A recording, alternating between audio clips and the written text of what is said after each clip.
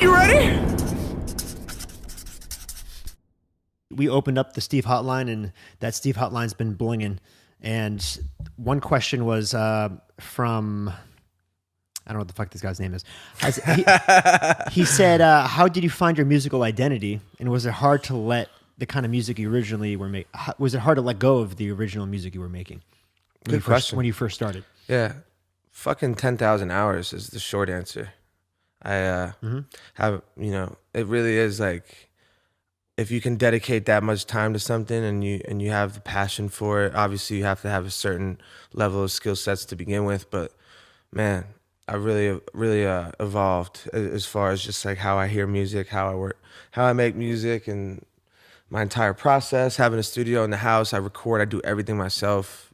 So it's really been a fun kind of tune up on my creative process. But yeah, no, I just to answer his question more directly, like I said, when the music feels like it matches you so much and it's just you, as an artist, it's really hard. You could have a sound in your head, but it's really hard to execute. You know what I mean? Like I've felt like that for years. It's called the gap, and I'm gonna mess up the authors.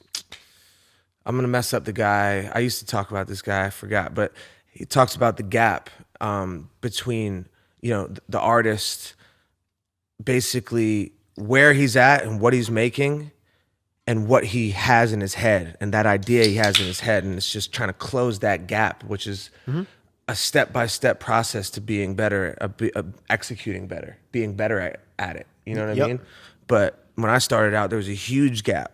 Like, there's kind of something, like I always knew what it could sound like, and I've always talked about this like country meets hip hop thing, and it's just like I had to take these steps and chip away at it to get there, and I've closed that gap a lot. I really do. I feel like Now you feel like it's a small gap?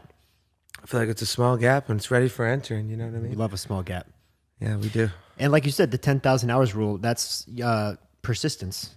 Yeah, it is. Short. That's a chapter I'm on right now in Think and Grow Rich. Yeah. Persistence.